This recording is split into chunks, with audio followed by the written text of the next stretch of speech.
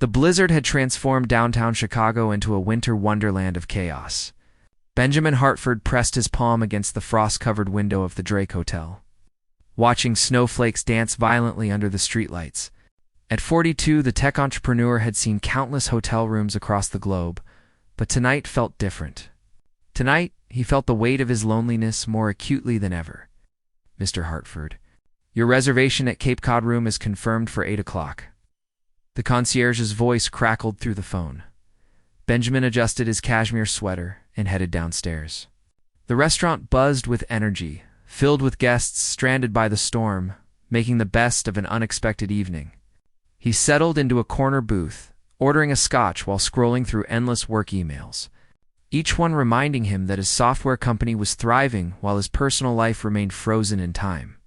His divorce from Catherine had been finalized 6 months ago.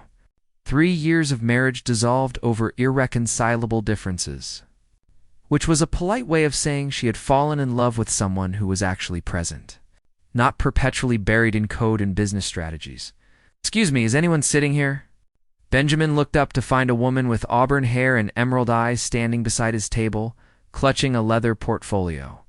Her cream-colored blouse was stained dark near the collar, and her expression mixed embarrassment with determination.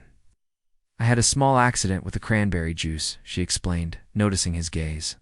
"Every table is full, and I'm supposed to meet a client. But honestly, I think the storm scared him off." "Please, sit," Benjamin offered, gesturing to the opposite seat. "I'm dining alone anyway." "Rachel Morrison," she introduced herself, extending her hand. "Architect from Boston. Though right now, I feel more like a disaster tourist." Benjamin smiled genuinely for the first time in weeks. Benjamin Hartford, software developer turned accidental entrepreneur. And believe me, cranberry juice stains are the least of disasters I've witnessed. Rachel's laugh was musical, unguarded. She ordered a glass of wine and began explaining her situation. She had flown to Chicago to pitch a restoration project for a historic building in Lincoln Park. But her client had texted 30 minutes ago, canceling due to the weather. Rather than sulk in her room, she decided to experience the hotel's legendary restaurant. "So you're stuck in Chicago during the worst storm of the season, with nothing to do?" Benjamin asked. "Apparently so. My flight's not until Monday, assuming the airports reopen, and let me buy you dinner. Consider it a welcome to Chicago's hospitality during natural disasters." They talked for hours. Rachel described her passion for preserving historical architecture, how she believed buildings held memories and stories worth protecting. Benjamin found himself opening up about his company, but more importantly, about his struggles to find meaning beyond financial success. "You know what I miss most?" Benjamin confessed over dessert. "Being excited about something other than quarterly earnings. My wife used to say I loved my algorithms more than I loved her, and honestly, I couldn't argue." Rachel leaned forward, her eyes serious. "Did you love the algorithms, or were they just safer than being vulnerable?" The question struck Benjamin like a physical blow. No one had ever articulated his emotional cowardice so precisely. "Safer," he admitted. "Definitely safer." "I understand that," Rachel said softly. "I've been single for 4 years because I keep dating my buildings instead of actual people. It's easier to restore a century-old brownstone than risk my heart again." The restaurant began closing around them, staff politely clearing nearby tables. Benjamin didn't want the evening to end. There was something magnetic about Rachel, an authenticity that felt rare in his world of calculated networking and strategic relationships. "Would you like to continue this conversation somewhere more private?"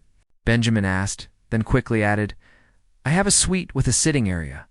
We could order coffee, talk more. No pressure, just conversation." Rachel studied him carefully. Most women in his social circles would have jumped at the invitation, seeing dollar signs and opportunity. But Rachel seemed to be evaluating him as a person, not a bank account. Just conversation. She asked, "Scout's honor, were you ever actually a scout?" "No, but I'm excellent at computer programming, which requires similar levels of trustworthiness." Rachel laughed. "That might be the worst pickup line I've ever heard, which somehow makes it better." "Okay, Benjamin Hartford. Let's have coffee and conversation." The suite overlooked Lake Michigan, now invisible behind curtains of snow. Benjamin prepared coffee while Rachel examined the floor-to-ceiling windows, her architect's eye appreciating the view despite the weather.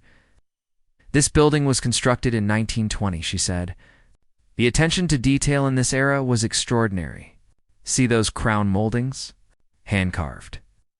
Benjamin handed her a cup, their fingers touching briefly. The contact sent an unexpected current through him. They sat on the plush sofa, continuing their conversation, but the energy had shifted. Words came slower, weighted with meaning. Rachel tucked her legs underneath her, wine and coffee warming her from inside, while the storm raged outside. "Can I tell you something strange?"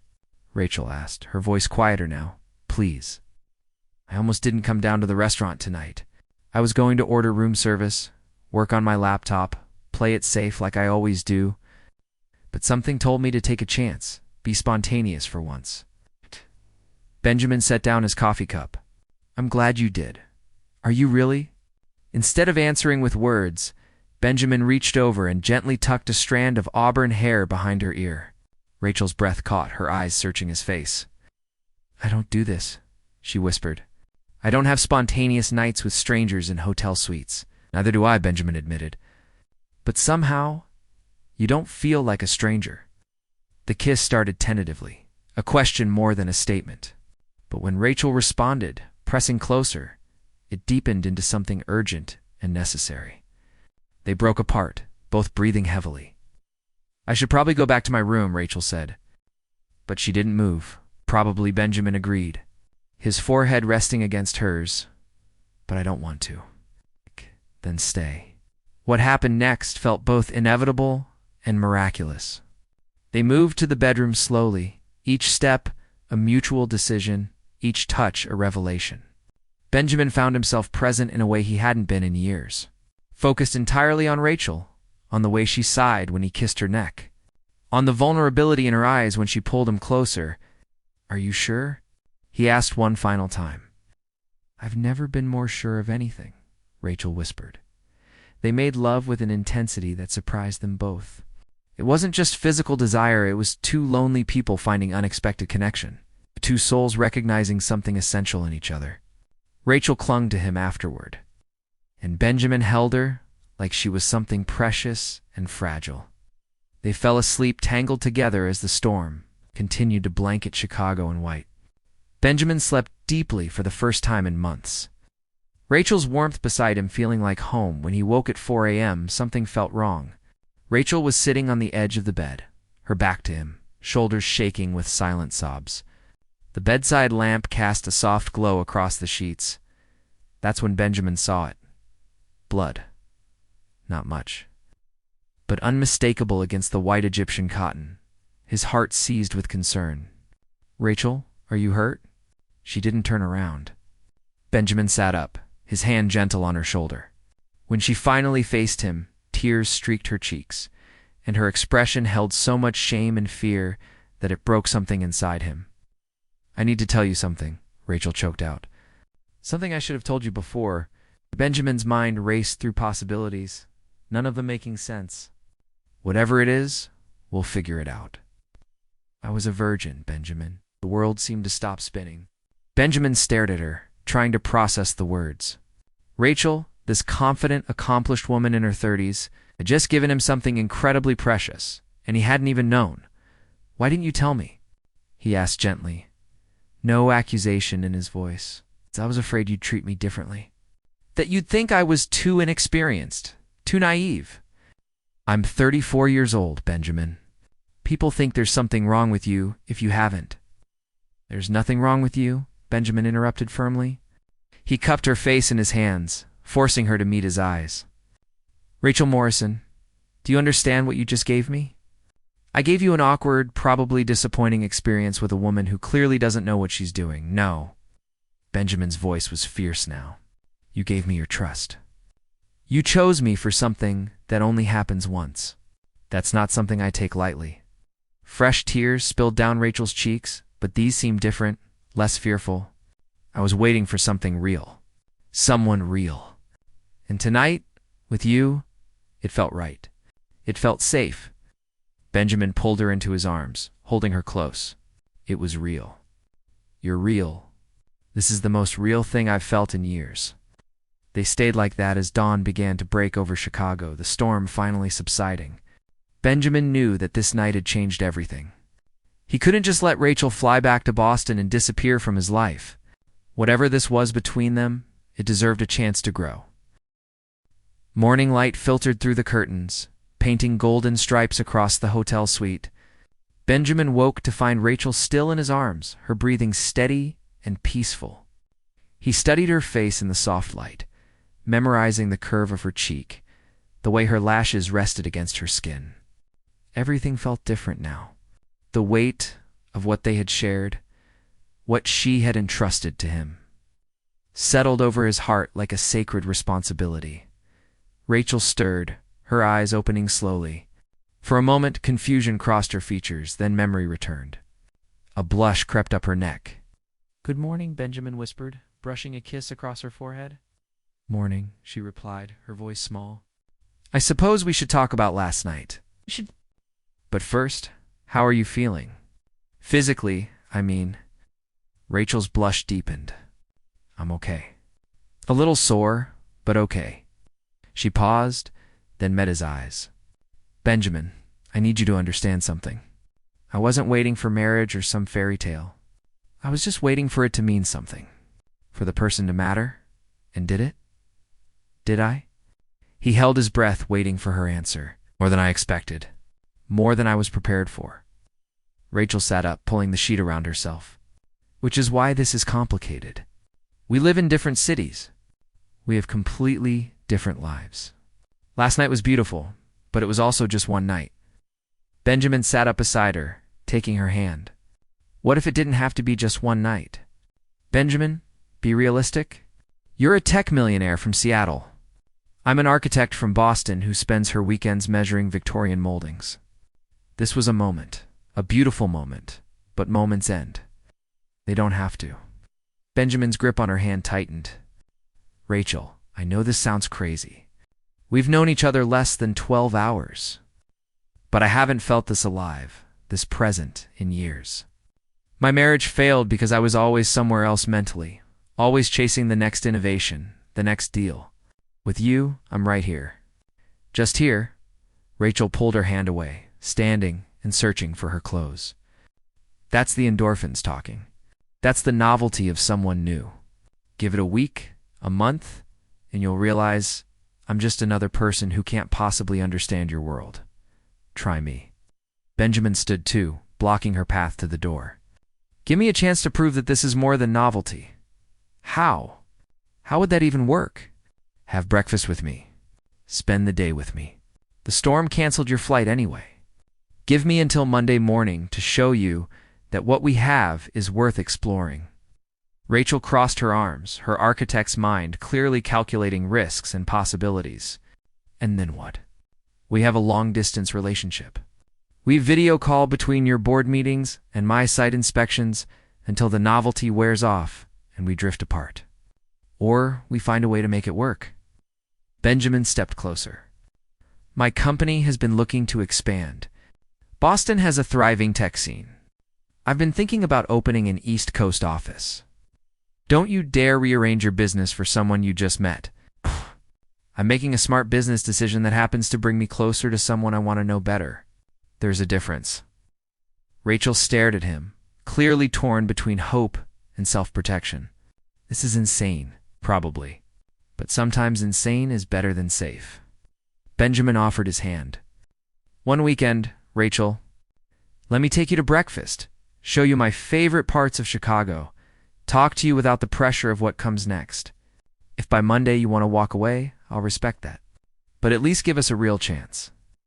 After a long moment, Rachel took his hand. "One weekend. But I'm paying for my own meals." "Deal." They showered separately, preserving some boundaries while they figured out this new dynamic. Benjamin ordered room service while Rachel changed into fresh clothes from her own room. When she returned wearing jeans and a soft green sweater that matched her eyes, Benjamin felt his heart skip. Over breakfast, they talked more freely. Rachel explained how she had spent her 20s building her career, working 80-hour weeks to establish her reputation. Relationships had always taken a back seat, and by the time she looked up, most of her friends were married with children while she was married to blueprints and building codes. I had chances, she admitted, spreading jam on toast. There was a guy in grad school, another architect I worked with in New York, but I always found reasons to say no. Too busy, wrong timing, not ready. The truth was, I was scared. My parents had a terrible marriage. My father was never present, always chasing the next big thing. My mother spent 30 years waiting for him to choose her. I swore I'd never be that woman. And then you met a workaholic tech entrepreneur, Benjamin, said Riley. I'm not exactly disproving your theory. No, but you're self-aware about it. That's different. Rachel paused. Last night, when you asked if I was sure, when you kept checking in, making sure I was okay, that mattered, you were present. Completely there with me, because being there with you was all I wanted. Benjamin reached across the table. Rachel, I can't promise I'll always get it right. My work is demanding, and I'm still learning how to balance success with actually living. But I want to try. With you, I want to try. We spent the day exploring Chicago despite the cold. Benjamin showed her architectural gems he thought she'd appreciate. The Chicago Board of Trade building, the Rookery. Frank Lloyd Wright's home and studio in Oak Park. Rachel lit up discussing cantilevers and prairie-style influences. And Benjamin found himself fascinated by her passion at the Rookery. Rachel ran her hands along the marble walls of the light court, explaining Wright's renovations with such enthusiasm that other tourists stopped to listen. Benjamin watched her, realizing he was seeing someone completely in her element, brilliant and confident. This is what you were meant to do, he said when they were alone again. Design buildings? No. Bring them to life. You don't just see structures, you see stories. You make other people see them too. Rachel smiled, but it was tinged with sadness. That's sweet, but it doesn't pay nearly as well as software development. Most of my projects are small residential renovations. The big commercial jobs go to larger firms with more resources. Benjamin, no. Whatever you're thinking, no. I'm not offering charity. I'm thinking about collaboration. They sat on a bench in the building's lobby. My company is expanding, which means new offices. Rather than hiring some corporate firm that'll give us glass and steel cubes, what if we hired someone who understands the importance of space? Who could create environments that inspire innovation while respecting architectural integrity? Rachel's eyes widened. You're serious. Completely. But I'd need to see your portfolio, review your qualifications, make sure you're the right fit. He grinned. I am still a businessman. This is happening too fast. Rachel stood, pacing. 24 hours ago, I didn't know you existed. Now we've slept together, and you're offering me a major contract. This is too much. And Benjamin stood too, catching her hand. Then slow down. Come to Seattle for a week. Tour my offices, meet my team, see if you even like the company culture. No commitment beyond that. Just exploration. And if I come to Seattle, if I take this meeting, what happens between us? Do we keep pretending this is just business? No pretending. We're adults who are attracted to each other and who shared something meaningful. We can navigate personal and professional boundaries if we communicate. Rachel looked at their joined hands. My last client meeting ended because the client developed feelings I couldn't return. It got messy. I can't afford to lose professional opportunities because of romantic complications. Then we set clear boundaries. Business meetings stay professional. Personal time is separate. If at any point you feel uncomfortable, we adjust. Your career and your autonomy come first. You make it sound simple? It's not simple, but it's possible. Ah! Benjamin squeezed her hand. Rachel, I'm not asking you to append your life. I'm asking for a chance. 1 week in Seattle. See the city, see my company, see if maybe, just maybe, there's something here worth pursuing. They had dinner that night at a small Italian restaurant in River North. The conversation flowed easily, touching on everything from favorite books to childhood dreams to fears about the future. Benjamin learned that Rachel had wanted to be an astronaut as a child, that she spoke fluent French. that she volunteered teaching architecture to underprivileged high school students. "You're nothing like I expected," Benjamin admitted over tiramisu. "What did you expect?" "Honestly, I didn't expect anything. I'd stopped expecting anything from anyone, including myself. You surprised me." "I surprised myself too," Rachel confessed. "I don't do spontaneous. I plan everything, sometimes years in advance. But with you, I just jumped. That's not like me." "Maybe it's exactly like you, and you've just been too afraid to let her out." Back at the hotel, they stood in the hallway between their rooms. The air felt heavy with possibility and uncertainty. "I should get some sleep," Rachel said. "Not moving," Benjamin agreed. "Also not moving. This weekend was incredible. It was, but I'm still terrified." Benjamin cupped her face gently. "Me too. Absolutely terrified. But I'd rather be terrified and trying than safe and alone." Rachel kissed him then, soft and sweet and full of promise. "1 week in Seattle. That's all I'm committing to right now." 1 week is enough. They parted reluctantly, each returning to their own room. Benjamin lay awake for hours, his mind racing with possibilities. For the first time since his divorce, he felt hopeful about the future. Not because of business opportunities or technological innovations, but because of a woman who saw buildings as stories and who had trusted him with her own story. His phone buzzed with a text from Rachel. "Thank you for seeing me. The real me." "Sleep well, Benjamin Hartford," he replied. "Thank you for letting me." "Sweet dreams, Rachel Morrison." Sleep finally claimed him. Benjamin smiled. The storm had brought her to him. And maybe, just maybe, they could weather whatever storms came next together. 3 weeks had passed since Chicago. Rachel stood in Benjamin's Seattle office, surveying the space with her professional eye while trying to ignore the way her heart raced every time he entered the room. The week-long visit had stretched into 2, then 3. As her initial project consultation evolved into a full-scale redesign proposal for Benjamin's expanding tech campus. The problem with modern tech spaces, Rachel explained to Benjamin's executive team, clicking through her presentation, is that they prioritize efficiency over humanity. You end up with sleek, soulless environments that look great in magazines but drain creativity from the people who work there daily. She revealed her designs. A fusion of Pacific Northwest natural elements with cutting-edge sustainable technology. Floor-to-ceiling windows, capturing mountain views, living walls of native plants. Collaborative spaces that felt organic rather than forced. Quiet pods for deep work designed with acoustic precision. "This is extraordinary," Jennifer Wu, the CFO, breathed. "How quickly could you implement this?" Rachel glanced at Benjamin, who nodded encouragingly. "I need to relocate to Seattle for at least 6 months to oversee the project properly. I have commitments in Boston, but I could potentially transition my practice." After the meeting, Benjamin found Rachel on the building's rooftop terrace, staring at the city skyline. "That went well," he said.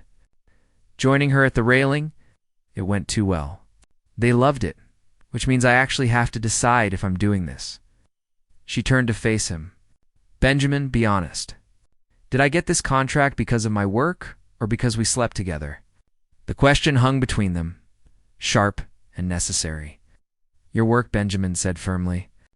"I've had 3 other architects pitch proposals. Yours was the only one that understood what we're actually trying to build here. Jennifer said afterward that you're the first designer who talked about the people, not just the structure. But we're also dating, which complicates everything." "We're carefully dating," Benjamin corrected. "Separate hotel room for you, professional boundaries during work hours. No public displays of affection in the office. It still feels like I'm mixing business with pleasure in a way that could explode spectacularly." Benjamin moved closer, careful not to touch her, given their professional setting. "Rachel, if you take this job and things don't work out between us personally, the contract stands. I'll have that in writing. Your professional security isn't contingent on our relationship. Can't guarantee that.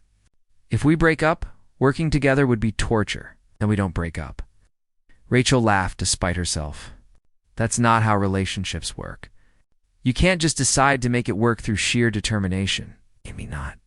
But I can decide that you're worth fighting for. That this is worth fighting for. Benjamin finally took her hand, hidden from view by the terrace railing. 3 months ago, I was going through the motions of life. Work, sleep, repeat. Then a snowstorm brought you into my life, and suddenly, everything has color again. That's the honeymoon phase talking. Wait until you see me stressed and sleep-deprived on a difficult project. Wait until we have our first real fight. I'm looking forward to it. You're insane, probably. But I'm insanely in love with you. The words hung in the air between them. Rachel's eyes widened, her breath catching. Can't say that. It's too soon. It's been 3 weeks, and I've spent nearly every day with you. I've seen you at your best and worst. I've watched you cry over a documentary about endangered buildings. I've heard you sing off-key in the shower. I've seen you present to executives and teach teenagers about architecture. And every single version of you makes me more certain. Benjamin. Rachel's voice cracked. I'm not ready to say that back. I know. And that's okay. I'm not saying it to pressure you. I'm saying it because it's true, and I'm tired of not saying true things. He squeezed her hand. Take the job or don't take it. Move to Seattle or stay in Boston. I'll support whatever you decide. But know that my feelings aren't conditional on your choices. Rachel pulled her hand away, wrapping her arms around herself. My mother waited her whole life for my father to choose her over his ambitions. He never did. She died disappointed and bitter, still waiting. I'm not your father. How do I know that? How do I know that 2 years from now, when the novelty wears off, you won't be exactly like him? Brilliant and absent, successful and unavailable. Benjamin was quiet for a long moment. You don't. It's the risk. But I can tell you that I've already been that person in my marriage to Catherine. I've already lost someone because I chose work over presence. I learned that lesson the hard way. I'm not eager to repeat it. People don't change, Benjamin. Not fundamentally, no, but they can grow. They can learn. They can choose differently. He moved to stand in front of her, waiting until she met his eyes. Rachel, I can't promise perfection. I'll probably work too late sometimes. I'll probably miss signals when you need me.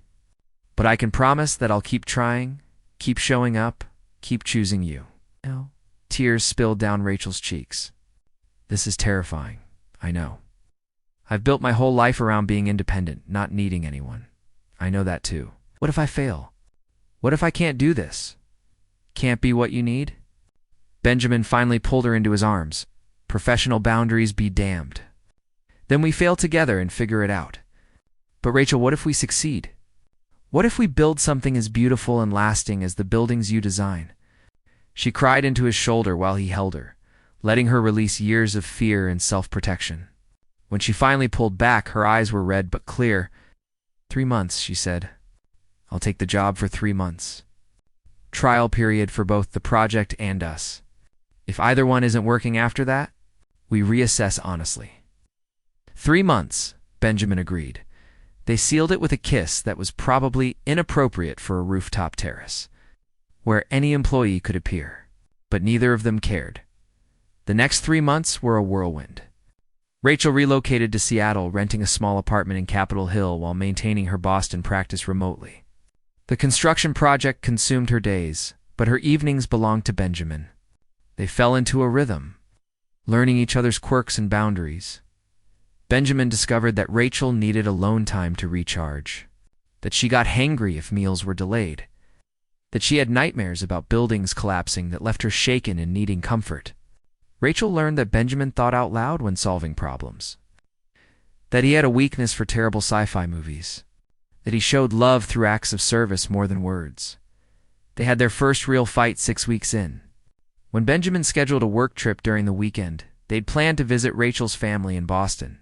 She accused him of prioritizing work over their relationship, of proving her fears right. He countered that she was looking for excuses to run, that she couldn't handle someone actually showing up for her. The argument was ugly, full of raised voices and old wounds. They spent a night apart, both miserable and wondering if this confirmed their incompatibility. Benjamin showed up at her apartment the next morning with coffee and an apology. I canceled the trip, he said. My VP can handle it. You were right. I was falling into old patterns. And I was projecting my father issues onto you, Rachel admitted. Not every missed plan is abandonment. Sometimes work demands are just work demands. They rescheduled the Boston trip and fought through 2 more rough patches before finding a better balance. Benjamin learned to communicate his schedule proactively.